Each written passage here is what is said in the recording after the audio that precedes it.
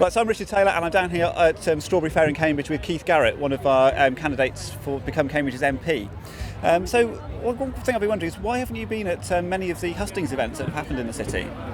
So in general you sit around and you wait for an invite, and I've been invited by 3 so far, and 2 of those have been cancelled, but I went forward to one at the ARU, which was very interesting, and I think I've put forward a good... So that Students' Union, Joint Student Unions hustings was the first one that you'd been to in the campaign? Yes.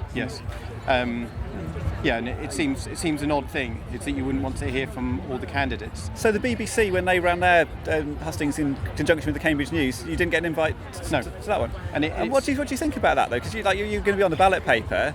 It just seems an odd way to run democracy. The whole point is people stand up and try to get elected. And if you're not actually going to be represented in front of the people, then it doesn't seem a good way of doing it. And if you look up the rules, they can do it if you're not, in quotes, a main candidate. And have they explained to you why they've considered you not to be a main candidate? No, I haven't been contacted. Not by any of them, not by the BBC, not even by people like the BBC who should know what they're doing, but not by the camp refugees or the... One of the first ones basically and... said, we've chosen because you're not the main candidate, which is where you go and check the rules to see, well, how should they do this?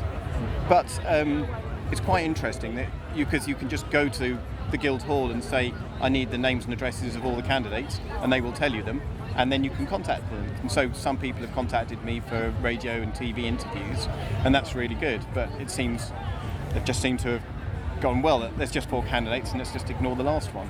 So would I just say what it is that you're standing on? So obviously I've heard it at the Student Union hustings, but there'll be people in Cambridge who don't yet know what it is or what platform you're standing on. So do you want to just briefly explain it? So the idea is to change government so that instead of because democracy isn't broken, elections are. So we're going to change it so that people actually rule themselves using a system from ancient Greece called sortition. So you get randomly selected groups of people and stratified. You get equal number of men, equal number of women, poor people, rich people, all straights. So you don't have a representative. You've got someone who is representative of you. If it might even be you. And you go ahead and make the decisions for the country. So we'd have these groups locally as well as replacing the House of Commons, would we? Absolutely, yes. So the initial thing would be to replace the House of Lords, and then you would move forward from the ground up. You would have sortition-based consultation at local level, and then you replace local councils with sortition-based, and eventually replace an entire government effectively with us. So instead of having to guess that a middleman is going to hold to their promises, it's actually the people who go out there, make the decisions, and then they're executed. And would we have no Prime Minister, no ministers, no people holding executive power as individuals? Yes, yeah. That would all be got rid of? Yes. And we'd just have decisions made by these collective groups? Yes. So you wouldn't be able to respond very quickly to events then? So you would have certain people who are then, and certain groups who are going to be put forward and given a specific mandate. So, for example, if there was a decision about war, the general ideas would have already been put forward, but you could then respond fairly quickly to those kind of things. Now, if you get elected, am I right that you're the only member of your party, the only representative, only candidate of your party? I am. So the aim initially was to start off 2 years ago, and then 5 years to build up, getting a candidate in every constituency in the country, building up and making a big change at the time. But of course with the snap election there wasn't much time, but I thought it was valuable just to keep moving and just to stay and keep the message out, which is actually working. So if you're negotiating with the other parties and other elected politicians to bring part of your what you're proposing in, where do you think we could bring in this kind of idea into our electoral system if we don't have the ability to change it from the top down? I think certainly allowing or insisting, as they do in Australia, that you have some form of civic consultation all the time, and so they end up using sortition a lot over there.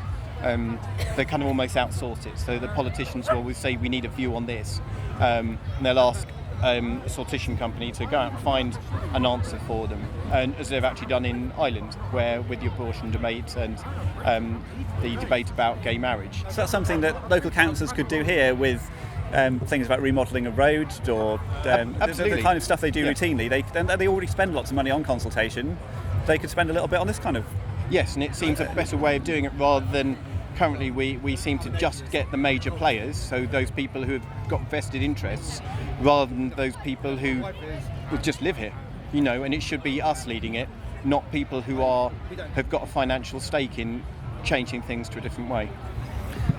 So what about on a bigger scale then? Do you think we could, for example, before the European Union referendum, would it have been useful to have one of these gatherings that you're suggesting, one of these caucuses or whatever you'd call them, to consider that issue before we took a decision? Definitely, because I think a referendum gives you a very black and white point of view, whereas if you should have had 1,000 people sitting down together with facilitators in multiple groups, looking at the evidence, reviewing it, so we don't get our evidence as something written on the side of a bus. We actually sit out there, we talk to experts, we figure out how is it going to change, what can we change about it. And in fact, I don't think a referendum's a good way to go forward. You need to be making good choices. You need to say, well, if there is a problem with the European Union, how do we correct it?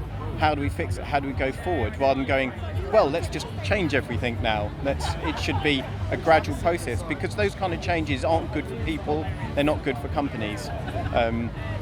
We need to make gradual improvements. So what are your plans for after the election, and in terms of anything you're doing locally, or maybe getting your ideas into maybe the city deal, the mayor, the councils?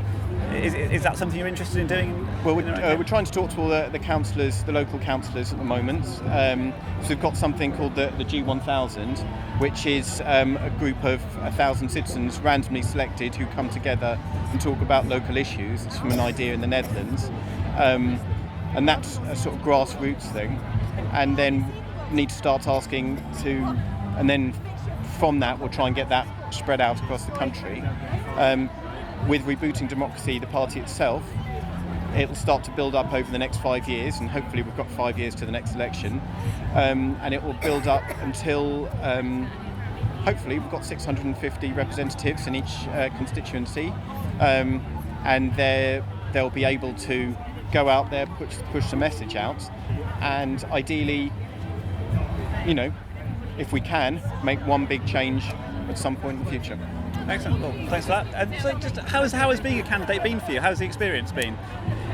So this one has been a lot. It's been a lot faster, and it's actually been a bit less nerve-wracking. So I'm getting a bit better at speaking to people and talking about the ideas, which is really good, because you kind of get lazy if you're not being forced to have those conversations with people. And so just having the conversational interviews is really good for getting those ideas out and talking about the future of the party and also the future of the country. I'm just seeing you've got quite a few people on your stall here today. So the G1000 idea, that's actually got some people behind it in Cambridge. There are people interested? Yes, there's about probably between 10 and 20 of us. We need a lot more.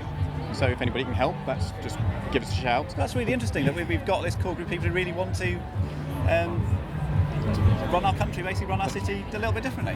Well, it's nice because some of them actually have come on board because they heard about the ideas behind Rebooting Democracy last time. They heard about what we were doing with with G1000, and they've come on. They started to help, and so we're starting to push and get an organisation, because you can imagine trying to get 1,000 people together is a bit of an organisational nightmare for a volunteer group. So we need to raise funds, find venue, etc., all those kind of things, and so it's beginning to build, and we're getting a lot of interest here at Strawberry Fair.